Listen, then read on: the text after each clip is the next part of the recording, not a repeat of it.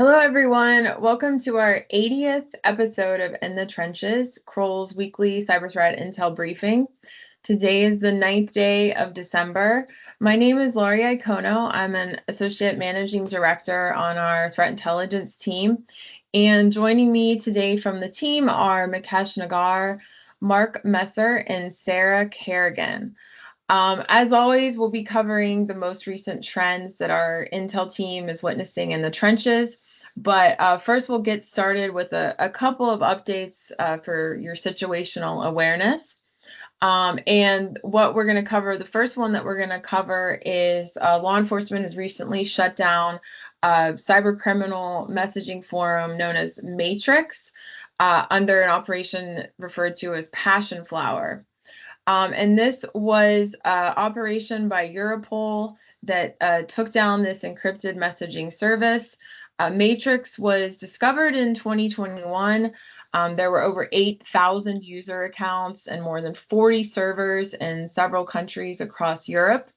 More than 2.3 million messages in 33 languages were intercepted and deciphered as part of this operation. In addition to cyber criminal activity, it's believed that the evidence gained here will lead to the arrest of thousands of drug dealers, weapon dealers, organized criminals, murderers, and money launderers. Our next situational update for the last week was CISA recently published a joint hardening guidance targeted at defenders of communications infrastructure. So this was a joint advisory that was published last week. And it comes as a follow-on to some investigations that the United States government had revealed over the past few weeks related to investigations into the People's Republic of China targeting commercial telecommunications infrastructures. And this guidance is aimed at defenders of this type of infrastructure. You can see the link here on the slides, and it's highly recommended that organizations in the telecom sector or part of critical national infrastructure apply the best practices in this advisory. Finally, the last thing we had for a situational update is there was a United States Department of Justice report this week that came out saying that the Russian national Evgeny Pitsin has been extradited from South Korea. He is facing charges where he was alleged to have coordinated the sale, distribution, and operation of Phobos ransomware.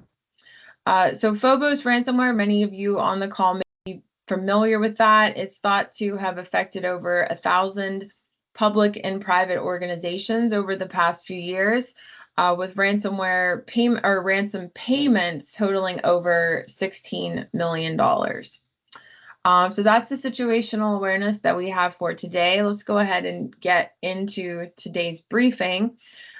Today we have a few different areas that our team is concentrating on, including several vulnerabilities. I will be covering a newly discovered UEFI bootkit for Linux. Mukesh will be talking about the Rockstar 2FA phishing kit. Mark will be covering a Veeam vulnerability as well as a leaked MACOS-S information stealer. And then finally, during the Ransomware Roundup, Sarah will be updating us on FunkSec ransomware. So we'll get started first with Bootkitty. This is the first known UEFI bootkit targeting Linux systems. It was discovered by security researchers at ESET after its executable was uploaded to VirusTotal. So for anyone not familiar with this type of malware, this is one that targets at the firmware level. So it bypasses traditional security measures and gains persistent control over the machine. It can survive reboots and hard drive swaps, so it makes it very difficult for defenders to detect and remove this type of malware. Bootkitty specifically exploits the logo fail vulnerability. They're listed as CVE 40238. And by doing that, it embeds shellcode within files that are loaded upon booting the machine. It also injects rogue certificates into the mock list. Once those rogue certificates are loaded, it's basically the custom certificates allow it to verify the malicious components of the bootkit, which allows the installation of a malicious backdoor. Now, one interesting thing to note about this wasn't something that was by a threat actor, but it was actually later discovered that this was a project that was written by university students participating in the best of the best cybersecurity program in South Korea. One of the things related to this type of firmware on a positive note is that there's more EDR tools that are scanning for these type of malware. Specifically, Microsoft introduced UEFI scanning capabilities in their Defender product. But one thing to note for organizations is that as we do see more firmware threats like this, we would encourage organizations to prepare for this type of malware. And one way to prepare for that may be including this type of malware into war game exercises or tabletop exercises, because one thing that's different about this malware is that it could potentially require physical access to affected devices. So we definitely encourage organizations to prepare for threats like this. So I'm going to hand it over now to Mukesh, and he's going to talk about what he's seeing with phishing services. Thank you, Laurie, and hello everyone. So a new cyber threat named Rockstar 2FA has recently emerged as being a powerful phishing as a service toolkit. This allowing cyber criminals, threat actors to circumvent multi-factor authentication and be able to steal Microsoft 365 credentials through AITM, so adversary in the middle attacks. The platform operates by intercepting session cookies during the login process, giving the attackers full account access without needing the actual credentials. This is done by using fake login pages, effectively tricking users, and with a subscription cost as low as $200 for 2 weeks, it has become very popular since its release back in August 2024. As you can see on the slide deck, the admin panel also offers features like automated tools for generating undetectable links, multiple phishing templates tailored towards specific organizations, branding, as well as integrations with Cloudflare's turnstile capture to avoid bot detections. At the time of this report by Trustwave, Rockstar 2FA has already been linked to over 5,000 phishing domains and supports services such as Microsoft 365, Hotmail, GoDaddy, as well as SSO. The platform employs sophisticated evasion tactics such as dynamic page rendering, which uses JavaScript to display either phishing context or a harmless decoy based on the visitor profiling. Complicating investigations. Phishing campaigns using Rockstar 2FA exploit methods have been observed by using QR codes, shortened URLs, PDF attachments, all to evade security features, filters, often spreading through compromised accounts, and legitimate email marketing tools. Attack rules that have been observed include shared document notifications, password reset prompts, and IT department alerts. The resilience of Rockstar 2FA highlights the persistent challenge organizations are facing against evolving phishing threats, as these are now becoming a lot more affordable and accessible platforms, lowering the barrier to entry for novice threat actors or cyber criminals, and well as enabling large-scale cyber attacks despite ongoing law enforcement efforts to crack down on similar operations. What we do recommend is for user training on this phishing toolkit be advised and pushed out throughout the organizations for everyone, as well as continuous training to be provided. That's all from me. Back to you, Laurie. Thanks, Mukesh. I'm actually going to hand it over to Mark now to talk about vulnerability in Veeam. Thank you, Laurie. Veeam is advising on a critical vulnerability for their Veeam service provider console. This was designated as CVE 2024-42-44-8. The CVSS score is listed as a 9.9, which also indicates that exploitation potential is at very least likely.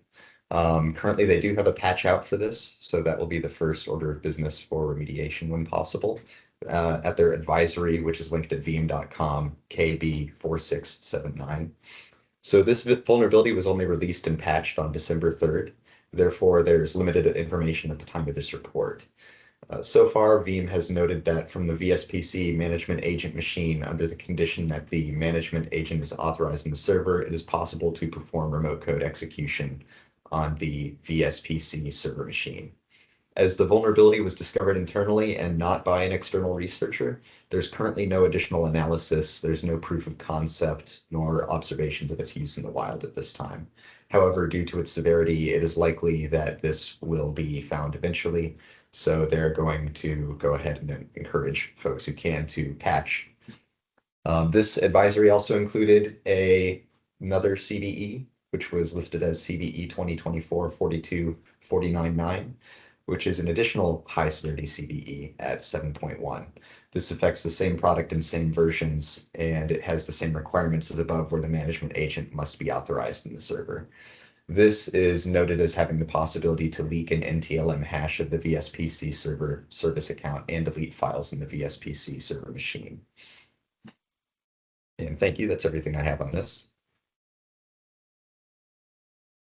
All right, so this MACOS-S Stealer, aka MACOS Sequoia Stealer, was recently posted onto GitHub on the GitHub repo of a team purporting to be a red team services offering consultancy. So of note with this Stealer is that there's a very high feature overlap with Atomic MACOS Stealer, aka Amos. This software has some anti-analysis capabilities, and things targeted would be credentials, cookies, wallet files, system configurations, macOS keychain credentials, that kind of thing. So as far as anti-analysis goes, this tries multiple methods to ensure it is not running within a virtualized environment. The first is to check process flags to see if the software is currently being debugged. Secondly, it looks to see if the Russian language package has been installed previously. And finally, by querying the system's hardware model identifier to search for the string virtual, which would identify potentially virtual machine hardware. The victim machine is then enumerated for usernames, system configurations, software, and network details. Username and passwords are verified once they are stolen in order to escalate privileges on the machine. And locally, several file types are also targeted for stealing. These include text files, Word document, Word RTF documents, and more within the desktop downloads and documents folders. Keychain contents are also targeted, which potentially save credentials for apps, websites, networks, and more. Notes are also copied for exfiltration.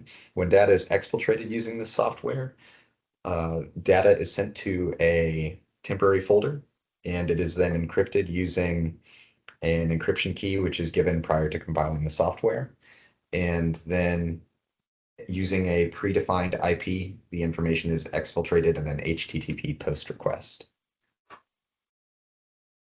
That's everything I have on here. Okay, thanks, Mark. Yeah, so that's interesting, because if you've been following along with any of Kroll reporting, you'll see we talk about information stealers quite a lot. So interesting to see one targeting the macOS. So last but certainly not least, we have Sarah with the Ransomware Roundup. Thanks, Lori.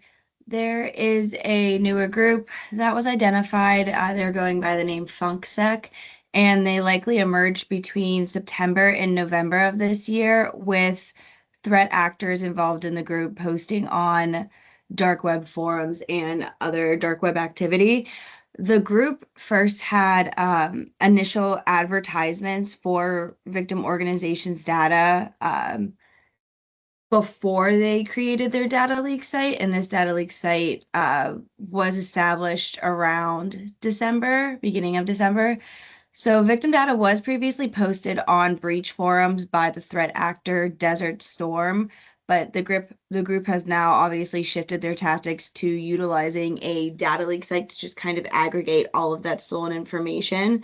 And at the time of pulling all this research together, we did identify that the group has claimed at least 13 victim organizations that are posted on the data leak site. According to their ransom section on their data leak site, the group states that they will start their ransomware and DOS attacks around December 15th of this year and will include many victims, as they quote unquote say, especially the US, which will have some bitter sweets from our group. This group is also claiming that the attacks will include disrupting index pages and leaking available data while also sharing advanced hacking tools on their data leak site. FunkSec has already posted one instance of an advertisement for hacking tools. This advertisement is for a DDoS tool that claims that the script is written in Python and can be utilized to perform DDoS attacks through two different techniques, and those are HTTP and UDP floods. The advertisement also contains a download button that leads to a gofile.io link to access the tool. So we are still keeping up to date just to see what this group may post, what other tools they may include, or if, you know, this is a group to really take serious. That's all for me, Lori. Thanks, Sarah. And thank you, Makesh and Mark, for also presenting today. So that's all we have for this week. If you have any questions or comments, you can reach out to us at cti@kroll.com. And again, that's cti@kroll.com. Thank you and have a great day.